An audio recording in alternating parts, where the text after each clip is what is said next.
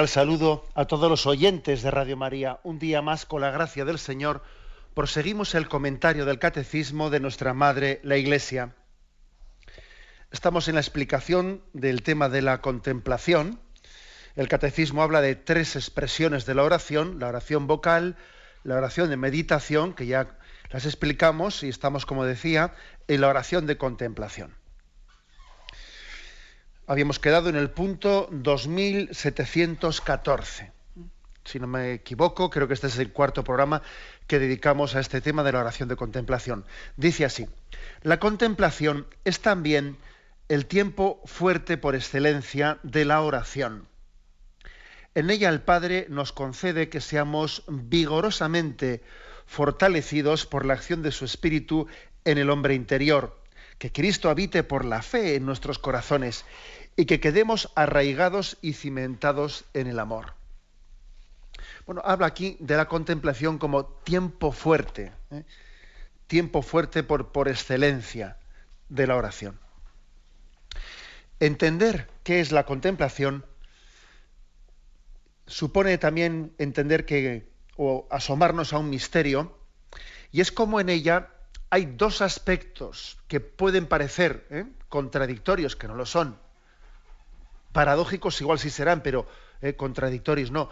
Dos aspectos de nuestra relación con Dios que se integran, se funden. Porque en la contemplación hay un aspecto que es el de la adoración al Dios trascendente, al Dios soberano, y al mismo tiempo existe el otro aspecto, que es la mirada del amante al amado.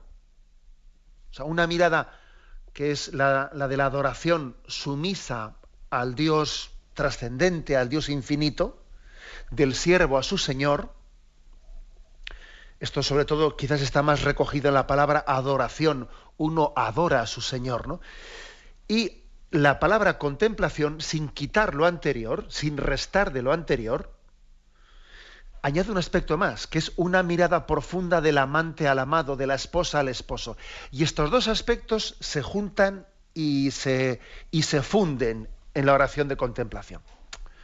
Fijaros que es muy frecuente pretender hacer una contraposición entre estos dos aspectos, ¿no? Ahora voy a hacer yo un poquito de caricatura, pero ¿cuántas veces hemos dicho, bueno, tenemos que superar una religiosidad del Dios poderoso y trascendente para llegar a una espiritualidad del Nuevo Testamento, que es la espiritualidad del Dios cercano, del Emmanuel, el Dios con nosotros? Es decir, ¿por qué optamos? ¿Hacemos una opción por una espiritualidad de los atributos infinitos de Dios, el Dios todopoderoso, el Dios omnipotente? ¿Optamos por eso o optamos por otra espiritualidad, que es el Dios Emmanuel, el Dios con nosotros? ¿Qué opción hacemos? No, mire usted, aquí no cabe hacer opciones. Nosotros, el misterio de Dios, no podemos acercarnos a Él, desde unas perspectivas que estén limitando las otras. O sea, es como si uno quisiese conocer un monte únicamente por una ladera, ¿no?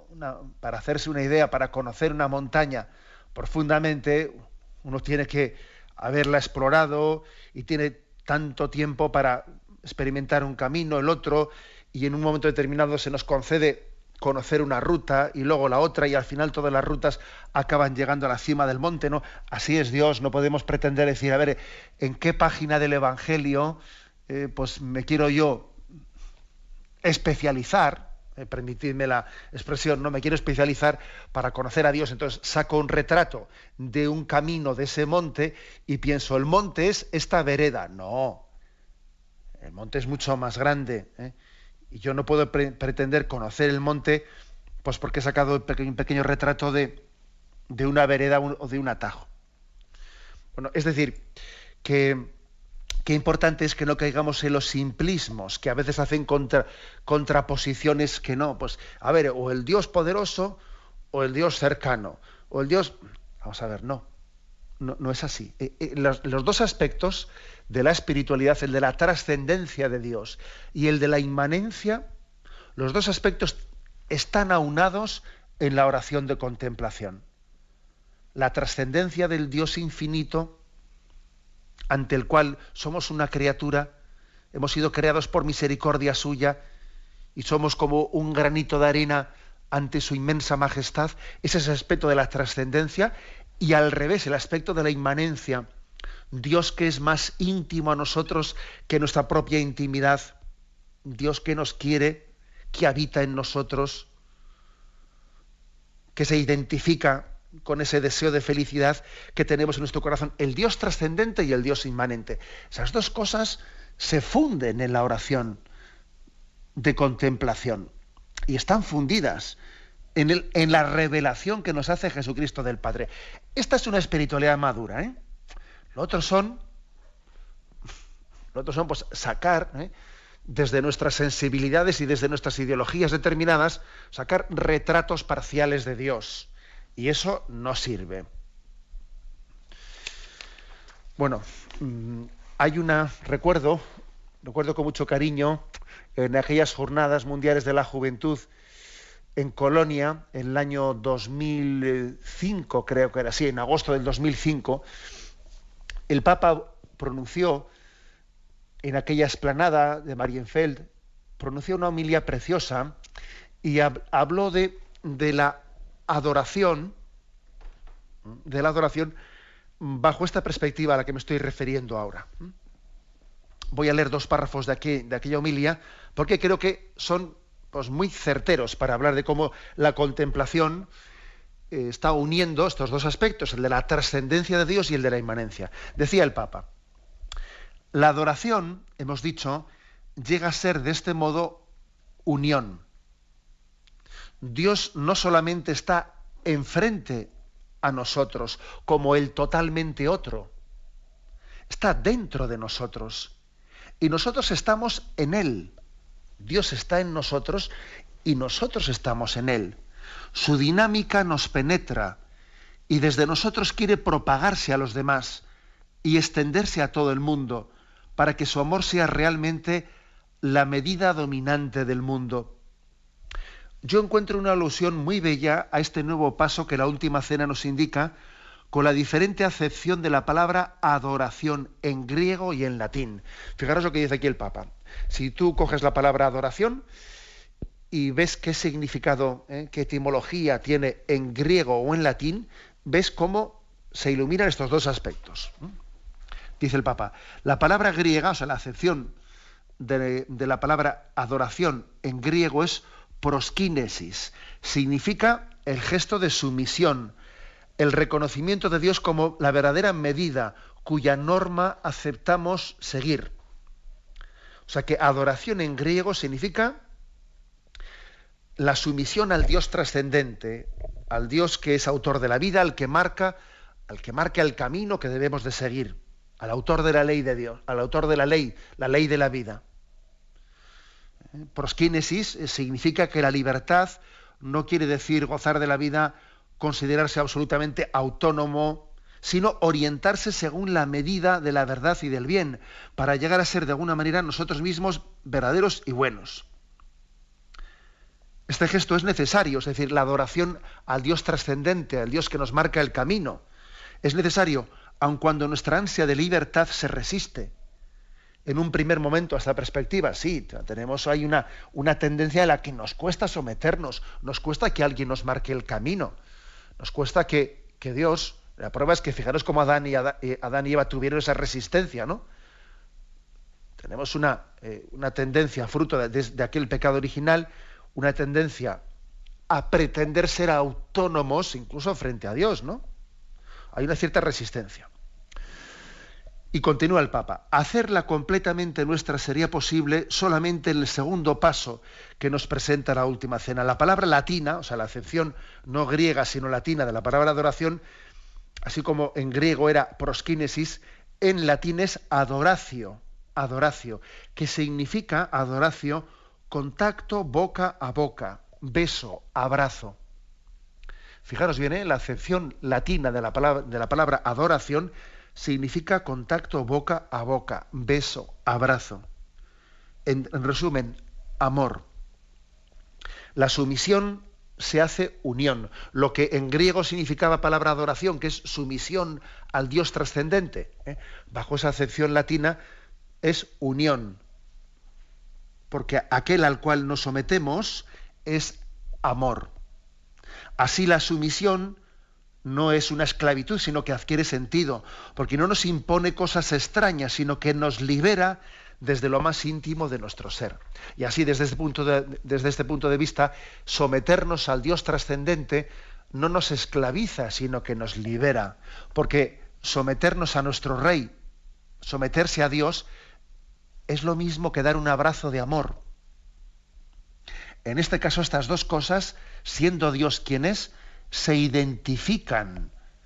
Se identifica ser obediente a Dios, mi Rey, y recibir de él un abrazo de amor. Son dos imágenes que se identifican. Y por eso no tenemos que contraponer nunca la adoración al Dios trascendente de la cercanía del Dios con nosotros, de su inmanencia. He aquí, por lo tanto, este aspecto que es importante. Digamos que la contemplación asume esa adoración del Dios soberano y la transmuta, la funde, la unifica con la mirada del amante al amado, de la esposa al esposo. Aquí esta perspectiva, que es una perspectiva muy, digamos, céntrica para entender lo que es la contemplación. Catecismo de la Iglesia Católica, con Monseñor José Ignacio Munilla. Continuamos la explicación del punto 2714. Desde la contemplación es el tiempo fuerte por excelencia de la oración, y ahora continúa con una cita de Efesios 3, versículos 16 al 17, que dice: en ella, o sea, en la contemplación, el Padre nos concede que seamos vigorosamente fortalecidos por la acción de su Espíritu en el hombre interior. Luego continúa, pero lo dejo ahí, ¿no? El Padre nos concede que seamos vigorosamente fortalecidos por la acción de su Espíritu en el hombre interior. Fortalecidos vigorosamente, es decir, hacer contemplación, hacer oración de contemplación, tiene consecuencias muy determinantes en nuestra vida. A uno se piensan equivocadamente que la contemplación es ir un poco a relajarse, ¿no? Un ejercicio de relajación. No, vamos a ver. La contemplación cambia la vida cuando se hace bien. Contemplar a Dios es transformarnos. Salimos fortalecidos, vigorosamente fortalecidos. En primer lugar, pues por una especie de efecto de ósmosis. Porque ponerse ante Dios y ponerse en verdad ante Dios, vamos, no nos deja iguales. O sea, su presencia templa nuestro corazón. Quedamos como interiormente templados. Por una doble razón. Primero, porque también hay un efecto psicológico moral. A ver si me explico en esto. Una especie de efecto psicológico moral que se deriva de que cuando alguien está puesto en contemplación ante Dios, solamente por el hecho de poner el centro de gravedad de su vida en Dios, de entender que Él es el sumo bien y que su felicidad va a consistir en buscarle a Él, y que no tiene que disiparse en otras cosas, sino que no tiene que engañarse pensando que su felicidad está en otros temas, sino que el tema es este, que mi corazón esté en Dios y que busque su... Solamente por eso, por entender bien dónde está el centro de gravedad de nuestra vida, eso ya tiene muchas consecuencias en nosotros. Eso ya es muy sanante, nos libera de muchos agobios que tenemos innecesarios. Creo que me habéis escuchado también en esta emisora, lo que uno ya no sabe qué ejemplos poner.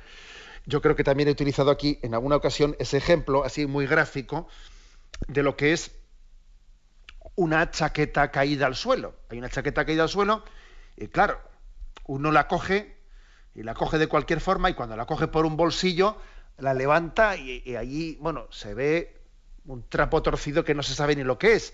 La coges por la manga y pasa lo mismo. Hasta que la coges por el cuello, la coges por los hombros, Y cuando uno coge por los hombros una chaqueta, todo va a su sitio. Y los brazos caen en su sitio, los bolsillos están como están.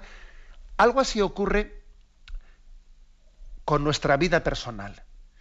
Hasta que no cogemos las cosas por el cuello, por los hombros, es decir, sabiendo que Dios es el centro de gravedad de nuestra vida y que buscar su voluntad es el ABC de nuestra existencia, todo lo demás va a su sitio. Y todo lo demás alcanza sus verdaderas proporciones. Y no nos agobia lo que no nos debe de agobiar. Y cada cosa en su sitio, Dios en el de todos, ¿no? Esto ocurre en la contemplación. La contemplación solamente por esto, por el efecto también psicológico moral que tiene, ya es muy, digamos, como dice aquí, vigorosamente fortaleciente. Nos fortalece vigorosamente. Porque relativiza el resto de las cosas. Y porque nos ayuda a gozar de lo que tenemos que gozar, de lo que estamos llamados a gozar,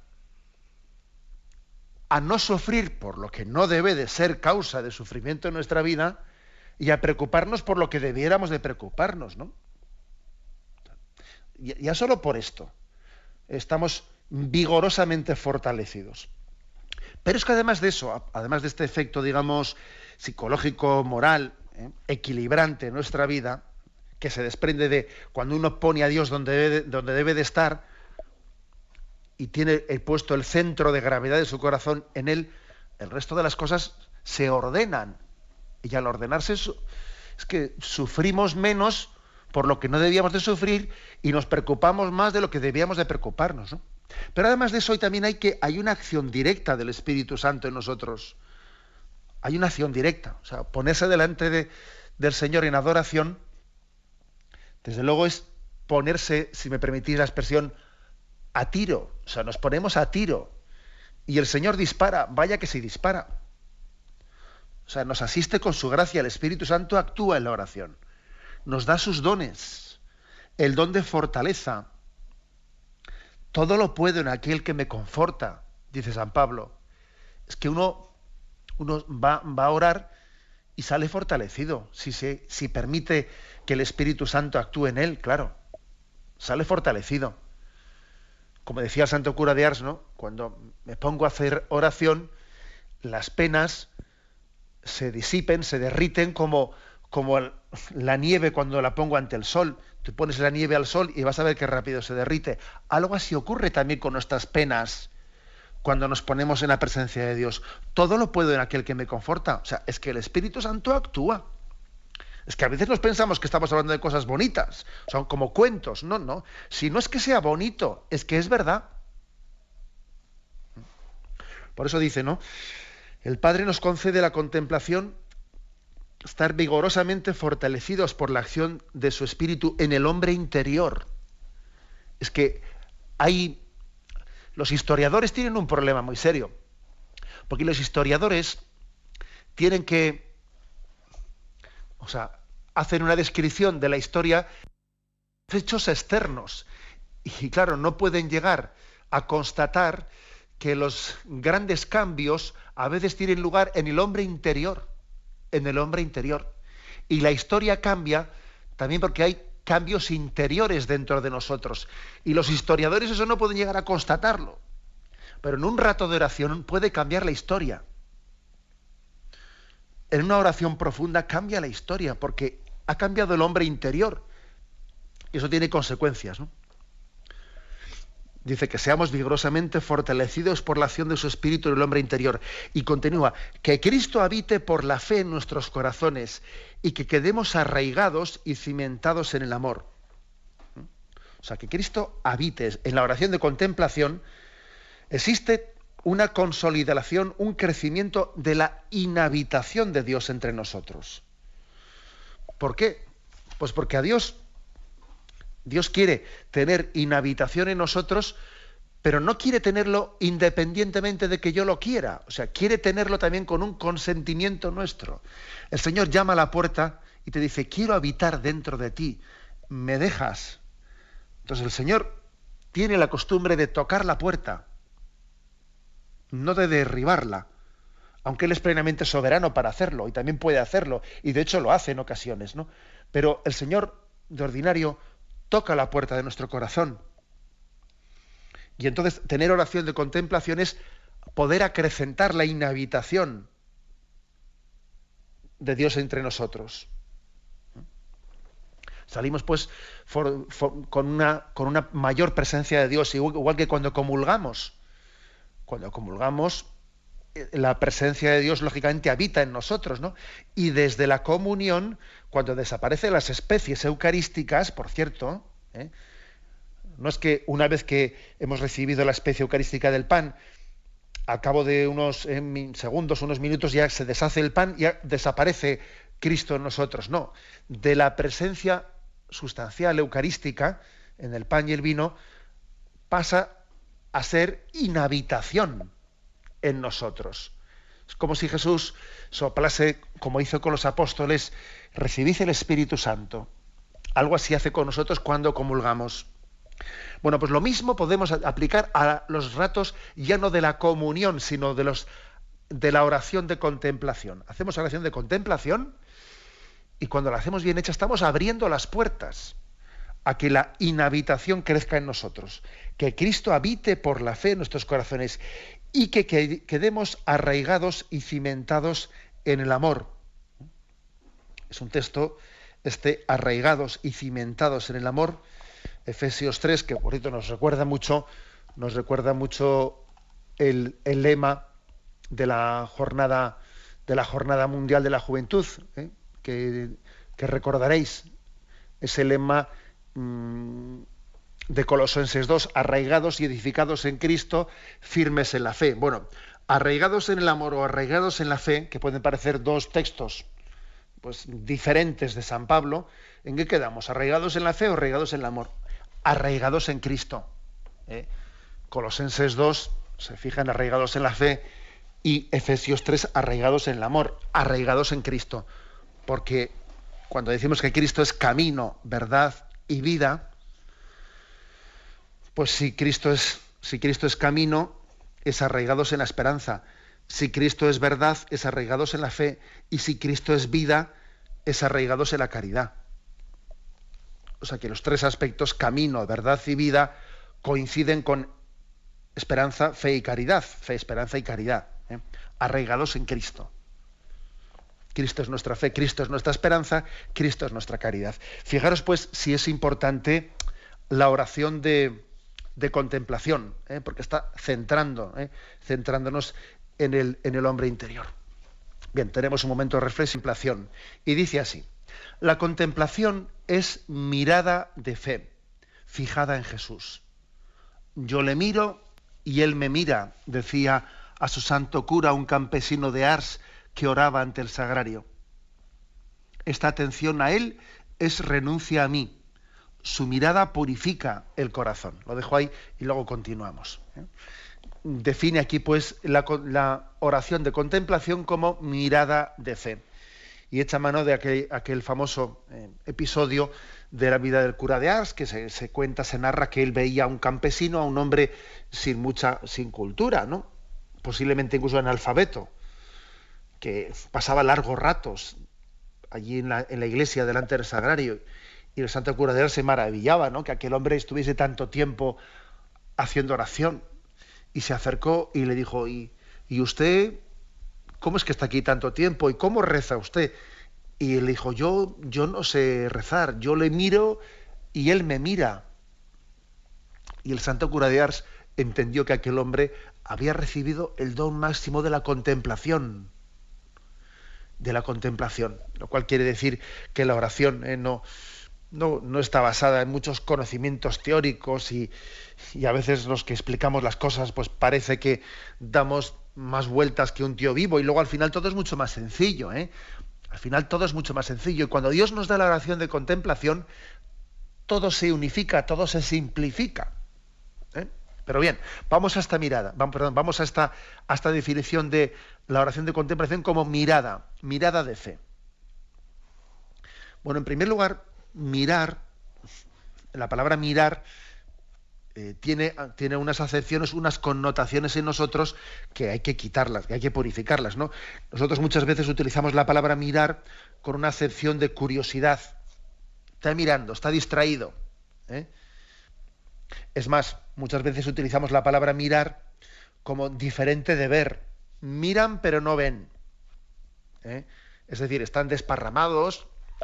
Con frecuencia utilizamos en este sentido, digamos, más superficial la palabra mirar. Una mirada curiosa, distraída. Uno mira pero no ve. Obviamente no es ese el sentido en el que se utiliza aquí esta palabra. Hay un segundo estadio, de una segunda acepción de esta palabra mirar, como generalmente solemos utilizarla, ¿no? Que es ya un mirar con atención, esperando algo, buscando, un mirar buscando. Y obviamente esto ya se acerca un poco más a la acepción que utilizamos al hablar de oración de contemplación, se acerca más. Mirar con atención, mirar esperando. El hombre ha sido creado por Dios para buscar, para ser un buscador. Buscador. Y así como ver es encontrar, pues mirar es buscar. Mirar es buscar. Pero todavía hay una acepción superior de esta palabra, de la palabra mirar, una acepción superior, que es mirar con fe, supone en realidad dejarse mirar por Dios, que es distinto. Es decir, cuando uno busca a Dios, se lleva la sorpresa de que Dios le estaba buscando a él. Es como si Dios te dijese: hombre, por fin, ahora te pones a buscarme. Llevaba tiempo detrás tuyo. Llevaba tiempo yo mirándote sin que tú fijases tu mirada en mí. Estaba yo a la espera hace años de que esa mirada distraída, que mira aquí, arriba y abajo, se fijase con fe y con una búsqueda atenta en estos ojos que te buscaban. O sea, que es algo más. Mirar con fe es descubrir que Dios te miraba. Es dejarse mirar por Dios. Y esto, una vez que Dios nos ha concedido entenderlo, conlleva un salir de nosotros mismos. Salir de nosotros mismos. Pasar de un planteamiento de vida en el que uno dice: a ver, ¿qué espero yo de Dios? ¿Qué espero yo de la vida? A otro planteamiento en el que digo: ¿qué espera Dios de mí? ¿Y qué espera la vida de mí? O sea que ya, digamos, es un salir de nosotros mismos, no es un mirar en el que yo soy el centro de todo, porque hay un mirar la vida en el que es egocéntrico.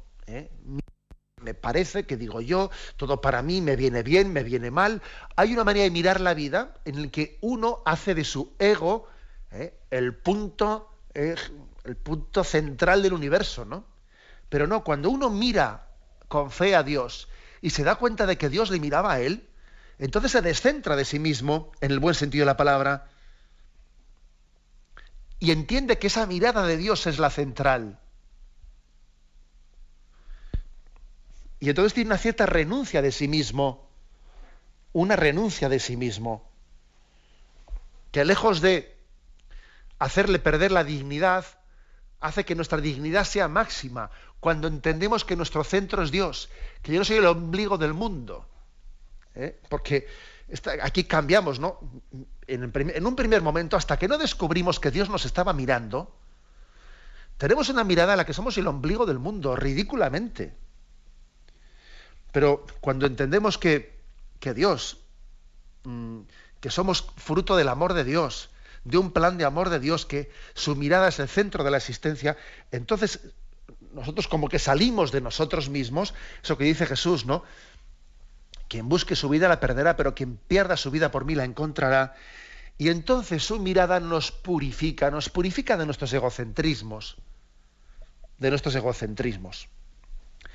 Y a esto se refería, ¿no? Se refería ese campesino de Ars que le decía a su santo cura, le decía: yo le miro y él me mira.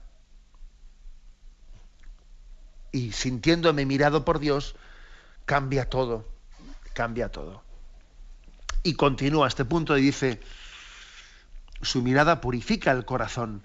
La luz de la mirada de Jesús ilumina los ojos de nuestro corazón. Nos enseña a ver todo a la luz de su verdad y de su compasión por los hombres. Es decir, que la luz de la mirada de Jesús, cuando uno mira a Jesús, cambia. Existe una... Ahora mismo no sé si voy a recordar, pero existe un libro editado sobre las miradas de Jesús que recoge. Es un libro que ahora mismo no está en venta. Habría que buscar en bibliotecas así, digamos, de esas que guardan ciertas perlas y joyas que han quedado sin reeditar. Pero yo recuerdo haber tenido entre mis ejemplar de este libro sobre las miradas de Jesús, que recoge distintos cuadros del arte, no solamente español, sino del arte de la historia del cristianismo, en el que se reflejan las miradas de Jesús, cómo Jesús miró a Pedro, cómo Jesús miró al buen ladrón, cómo Jesús miró al joven rico, etcétera, etcétera, ¿no? Cómo Jesús miró a Pilato. Las miradas de Jesús que pueden llegar a cambiar la existencia. Dice, la mirada de Jesús ilumina los ojos de nuestro corazón, nos enseña a ver todo. Qué importante es que nos dejemos mirar por Jesús. No se cruce con la suya así nerviosamente, como cuando a veces nos cruzamos una mirada con una persona, ¿no? Y sentimos cierta violencia porque no podemos mantener mucho tiempo la mirada en ella porque sentimos una especie de violencia interna porque parece como que me están robando la intimidad con esa mirada, ¿no? No nos sintamos violentos de que Jesús fije su mirada en nosotros, que dice aquí que nos enseña a ver todo a la luz de la verdad y de su compasión por los hombres. Dice que Jesús con su mirada ilumina los ojos de nuestro corazón. O sea que también el corazón tiene ojos. Igual que la inteligencia también tiene corazón, el corazón tiene ojos. En este lenguaje espiritual que utilizamos para hablar de estos misterios de nuestra relación con Dios. Los ojos del corazón. El corazón no es ciego. El corazón tiene unos ojos que nos tienen que dar la luz de Cristo. Y dice también que estamos llamados a través de esa mirada de Jesús, a descubrir el misterio de la compasión y de la misericordia. Cristo mira con compasión, con misericordia, como cuando le miró a Pedro después de haberle negado 3 veces. Le mira con compasión, con misericordia, como miró a aquel buen ladrón en la cruz. La mirada de Cristo es una mirada de esperanza. Es una mirada que el hombre que fija sus ojos en ella comprende que su vida comienza de nuevo. Dios le da una nueva oportunidad, le da la gracia de poder nacer de nuevo. Y concluye este punto diciendo, la contemplación dirige también nuestra mirada a los misterios de la vida de Cristo. Aprende así el conocimiento interno del Señor para más amarle y seguirle. Es decir, que lógicamente la contemplación es fijarse en Cristo, pero también nos fijamos en Cristo cuando contemplamos los misterios de la vida de Jesús, por ejemplo, pasajes evangélicos, el Sermón de la Montaña, por ejemplo. El Sermón de la Montaña, cuando contemplamos los misterios del nacimiento de Jesús en Belén, o el misterio de la Anunciación. Es decir, la contemplación es fijar los ojos en la mirada de Cristo y también, por extensión, es fijar nuestros ojos en los misterios de la vida de Jesús. Para que, viendo los misterios de la vida de Jesús, tengamos, como decía San Ignacio de Loyola, un conocimiento interno. Es como observar ese episodio del nacimiento de Jesús en Belén, observarlo, contemplándolo, y viendo y viendo lo que Dios nos está descubriendo y revelando en él. El misterio de la humildad de Dios que nace en ese establo, a través de esos acontecimientos nos estamos metiendo y contemplando el corazón de Dios. A esto se llama el conocimiento interno. Decía San Ignacio de Loyola, para más amarle y seguirle. O sea, no solo es para tener pues un rato de introspección, no, para más amarle y seguirle. Aquí la oración de contemplación, bien hecha, obviamente tiene unas consecuencias inmediatas de aumento de amor y de, esto se ha dicho mucho, ¿no?, que de la contemplación pasamos a la operación. O sea, el que contempla obra y traslada, encarna, ¿no?, esa contemplación en unas obras de amor y de misericordia con aquellos que le rodean. Si tú has contemplado la mirada misericordiosa de Cristo, ¿cómo tú no vas a tener misericordia con los que te rodean? En ese momento, si dejas que Cristo misericordioso te mire, van a caer tus armas. Ese puñal que tienes, todavía estás blandiendo en tu mano, esa espada que tienes, toda esa carga que estás arrastrando en tu mochila y que no has terminado de entregarle al Señor, va a caer si te dejas mirar por esa mirada misericordiosa. O sea que de la contemplación pasamos a la operación, a unas obras de amor que son correlativas, que son consecuencia obvia, pues de esa contemplación que nos transforma. Por eso he dicho que es imposible, lo he dicho al principio, es imposible contemplar a Dios verdaderamente y que mi vida siga como estaba anteriormente. Es imposible. Bien, vamos a dejarlo aquí. Si Dios quiere, continuaremos y mañana concluiremos esta explicación sobre la oración de contemplación. Ahora vamos a dar paso a la intervención de los oyentes. Podéis llamar para formular vuestras preguntas al teléfono 917-107-700. 917-107-700.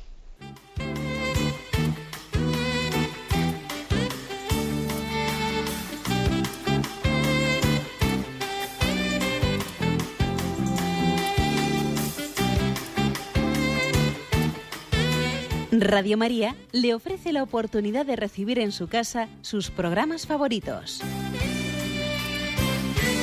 Ahora lo puede hacer a través de nuestra página web www.radiomaria.es o bien llamándonos al 917-107-700.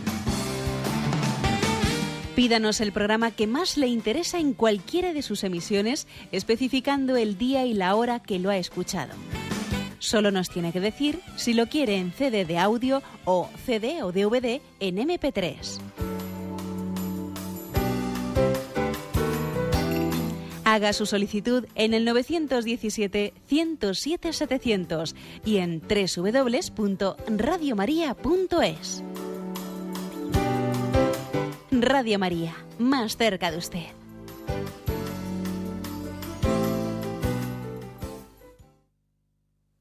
Escuchan el programa Catecismo de la Iglesia Católica con Monseñor José Ignacio Munilla. Sí, buenos días, ¿con quién le hablamos? Hola, buenos días, con José Ignacio de Zaragoza. Adelante, tocayo. Pues le quería hacer una pregunta sobre la definición de la envidia. Yo estudié pues que era un sentimiento de pesar por el bien ajeno o de alegría por el mal ajeno, y más o menos pues lo mismo dice el catecismo actual.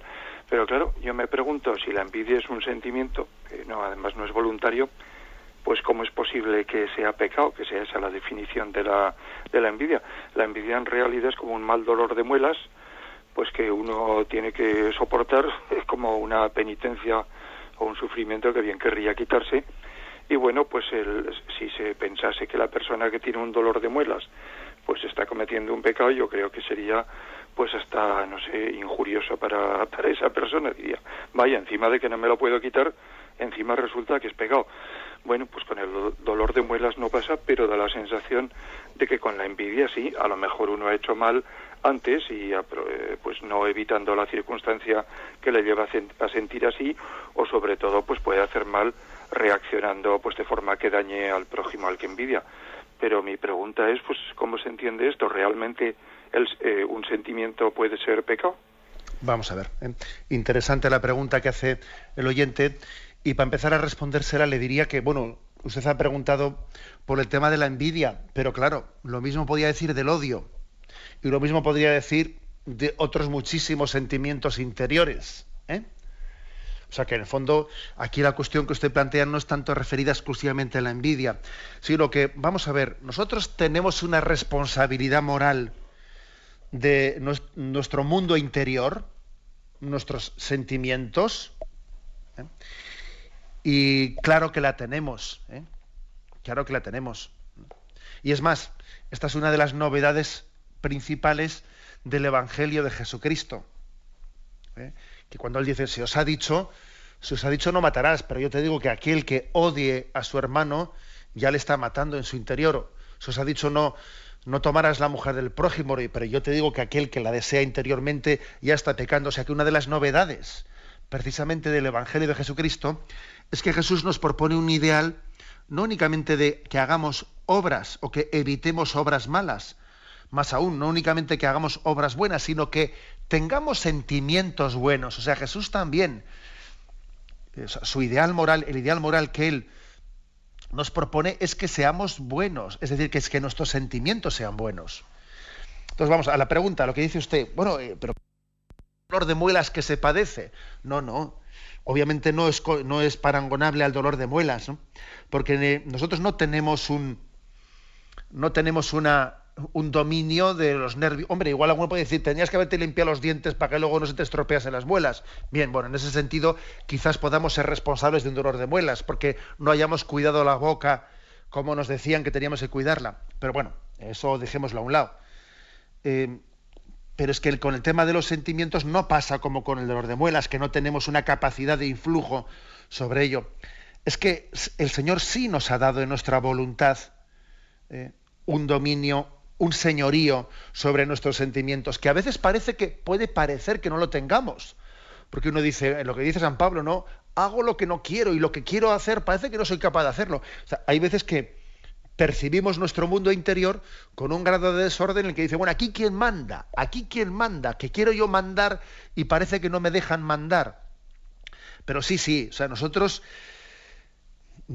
podemos estar condicionados, ¿no? Pero no determinados por ese desorden interior. Tenemos la concupiscencia en nosotros ha provocado un desorden que nos condiciona, pero no nos determina, ojo, que de estar condicionado a estar determinado hay diferencia. Yo puedo tener una tendencia a la envidia, una tendencia al rencor, pero esa tendencia a mí no me determina. Y Dios me ha dado una voluntad en la que al fondo soy yo el que tengo que decidir hasta el punto de decir quiero odiar o no quiero odiar, quiero ser envidioso. Y aunque eso no se diga explícitamente, sí existe ese señorío para que el hombre diga yo no quiero ser envidioso y por lo tanto voy a combatir mis tendencias envidiosas, las voy a combatir. Y por lo tanto, allá donde vea a alguien que obtiene un bien que yo no he obtenido, le voy a dar gracias a Dios por ello. Y en vez de entristecerme porque él ha obtenido un bien que yo no he podido alcanzar, bueno, pues le daré gracias a Dios por ello. Y le pediré a Dios que arranque de mi corazón esos sentimientos de tristeza, etcétera. Es decir, que yo lucho porque el Señor nos ha dado el señorío y tenemos que conquistar ese mundo interior. Pero bueno, interesante la pregunta que plantea el oyente, porque sí, el Señor quiere que seamos señores, entre comillas, de nuestro mundo interior. A Jesús le llamamos Señor porque Él nos da la gracia de compartir su señorío. El señorío sobre un mundo interior que a veces es totalmente desordenado y que pretende que no haya dueño dentro de nosotros. Y sí, ese dueño es nuestra voluntad que a su tiempo, que al mismo momento está también bajo el señorío de Jesucristo. En este sentido se entiende esa expresión de Pablo, todo es nuestro, nosotros somos de Cristo y Cristo es de Dios. Hay un ordenamiento bajo el señorío de Jesucristo. Damos paso a un siguiente oyente. Buenos días. Buenos días, sí, Monseñor. Mire, yo tengo una preocupación tremenda y es que a mí me gusta la Eucaristía, para mí es lo más grande que existe. Entonces resulta que yo me dedico a ella con cuerpo y alma, pero creo que no entiendo nada. Soy una ignorante en eso. Entonces, si la Eucaristía es la vida, la pasión y muerte de Jesús, yo quisiera entender en las oraciones y en la liturgia cuándo empieza la pasión, cuándo termina, cuándo es la resurrección. Entonces eso no lo entiendo y yo pues estoy en la Eucaristía como que estoy entrando en el cielo, y si es una misa cantada y la cantan bien, pues bueno, ya es que me pierdo, pero no acabo de entrar en la liturgia que me gustaría a mí. Bueno, ¿me explico? Sí, adelante, sí. Es importante que cuando los oyentes llamen apaguen su radio, porque ya os dais cuenta a los demás que se produce un efecto de acoplamiento. Bien, yo creo que la oyente entiende más de la Eucaristía de lo que ella se supone. Dice la oyente, yo me dedico a la Eucaristía en cuerpo y alma, entiendo que hay un misterio central, aunque luego no entiendo nada, porque me gustaría, si la Eucaristía es el misterio pascual de Jesucristo, el misterio en el que se actualiza su muerte y resurrección, no sé, me gustaría, dice ella, ¿no? Me gustaría que me explicasen en qué momento de la misa, en qué parte de la liturgia eucarística se está como rememorando una parte de la pasión, en qué otra parte de la liturgia se rememora otra parte de la pasión, en qué parte se rememora la resurrección. Bueno, mire usted, eso no es tan vital y esencial para que usted entienda ese misterio. Cuando decimos que la Eucaristía es el memorial de la muerte y resurrección de Jesucristo, luego no podemos pretender diseccionar, mire, esta parte de la liturgia corresponde a esta parte de la pasión, la otra no. Es verdad que ha habido algunos santos que han hecho su aproximación a partes de la Eucaristía para ayudarse un poco a vivirla, pues por ejemplo el Santus, la entrada de Jesús en Jerusalén, decía el Padre Pío, luego el momento, pero son aproximaciones hechas un poco, como diría yo, no desde una explicación oficial de la Iglesia, sino un poco por aproximación, y que no son esenciales para vivir ese misterio de fe. Con lo cual yo le diría al oyente, a mí me parece que usted vive la Eucaristía bastante mejor de lo que supone y que usted entiende bastante mejor de lo que a usted le parece entender. No esté usted buscando, a ver, esta parte y la otra en concreto, no, globalmente considerado, usted viva la Eucaristía. Viva la Eucaristía como el misterio en el que se renueva la entrega de Cristo, la entrega sacrificial, su muerte y resurrección gloriosas. Y viva esa presencia. Y dele gracias a Dios por tener ese don de la fe e interceda por todos nosotros, porque también usted estará llamada a ser un alma intercesora. También usted está llamada a coger esa Eucaristía en su vida como si usted fuese una patena y a ofrecerla al Señor. Adelante. Damos paso al siguiente oyente. Buenos días. Buenos días, nos de Dios, Monseñor. Hermana María Luisa, provincia de Madrid. Adelante. Vamos a ver, la contemplación no es uno de los dones más supremos que nos puede conceder el Señor, pero que no siempre está en nuestra mano, porque nos ponemos, hacemos oración y no sabemos efectivamente, después de años, la meditación ya la hemos absorbido y caemos dentro de Dios, pero ¿a qué me respondemos, Señor? Bien, vamos a ver, la contemplación, ciertamente, una cosa es que uno se ponga en disposición de contemplación, que la meditación que hace, la meditación luego reciba el don de ser contemplativa, ciertamente es un don especial de Dios, un don especial de Dios. El otro día puse un ejemplo, si no me equivoco, creo que era de un tal Guigo el Cartujano, un autor de la Edad Media, en la que definía la meditación, ponía un ejemplo comparativo que era como una abeja que buscaba en las flores el néctar y luego con el néctar elabora la miel. Yo diría que la oración de contemplación es ir buscando en la lección, en la lectura, que son esas flores, el néctar, esa es la meditación, y luego Dios nos da en ocasiones el don de ser contemplativos, que es elaborar la miel. Distinguiendo un poco estos tres procesos, ¿no? El ir de flor en flor, como hace la abeja, sería la lectura creyente, ¿no? El coger el néctar sería la meditación, y el elaborar la miel sería la contemplación. En este último paso, aunque todos nos tenemos que disponer a que nuestra meditación al final sea contemplativa, al final, el que lo sea verdaderamente, no solo el disponernos a intentar contemplar, sino el que la oración sea verdaderamente contemplativa, ciertamente es un don del Espíritu Santo, en el que Él nos abre las puertas de su misterio, de un misterio que como Él no nos lo revela interiormente, ese gustar internamente el amor de Dios, pero claro, Dios quiere abrirnos esas puertas. Entonces yo estoy convencido que cuando hacemos oración, como esa abeja que va de flor en flor y coge el néctar y del néctar elabora la miel, Dios le da la miel, aunque yo sé que habrá niveles muy distintos en la oración, y no pretendemos imitar a nadie, sino que cada uno, pues, que sea fiel al don que Dios le dé, ¿no? Pero bien, creo que también la aportación que hace el oyente es importante. Damos paso a un siguiente oyente. Buenos días. Buenos días, monseñor. Sí, adelante, lo escuchamos. Lo primero quería felicitarle por el programa porque cada día está más interesante. Muy bien. Y ahora hacerle dos preguntas. Una, si usted supiera dónde podría yo localizar ese libro que llevo años buscando, un libro sobre las miradas de Jesús. Y la otra es, yo suelo hacer oración y yo me siento que cuanto más oración hago, más necesidad tengo de hacer oración. O sea, que no es esa frase del Evangelio que dice, el que venga a mí beba agua nunca más tendrá sed. Yo, mientras más agua bebo, más sed tengo. No seré yo una persona rara ni algo por el estilo, ¿no? Bueno, yo creo que es una buena señal. Creo que es una buena señal el que la oración nos dé más sed.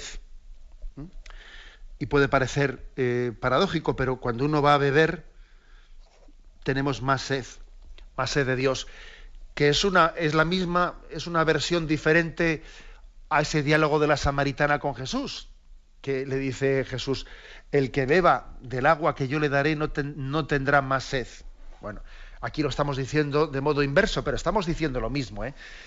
Es decir, que en el fondo cuando usted dice que hago oración y tengo más sed de hacer oración, es como darnos cuenta de que solamente Dios nos llena nuestras expectativas, y en ese sentido uno dice, yo quiero beber de la fuente que me sacia y no de otras fuentes que yo sé que no llenan mi vida, ¿no? Cuanto uno más gusta del amor de Dios, más insípidas le saben otras cosas. Esto es así, más insípidas. Yo estoy convencido que pues, si alguien ha tenido una experiencia fuerte de la oración, le va a costar mucho, pues después estar perdiendo el tiempo en televisión viendo determinados programas y no sé qué, que son una porquería, una trivialidad, ¿no? Una frivolidad. Le va a costar mucho porque ha gustado de la verdadera fuente y pues muchas bobadas de esas le resultan absolutamente pues frívolas. Es lógico, porque ha gustado aquello que sacia el deseo de felicidad que tiene el hombre. Bien, tenemos el tiempo cumplido. Me despido con la bendición de Dios Todopoderoso, Padre, Hijo y Espíritu Santo. Alabado sea Jesucristo.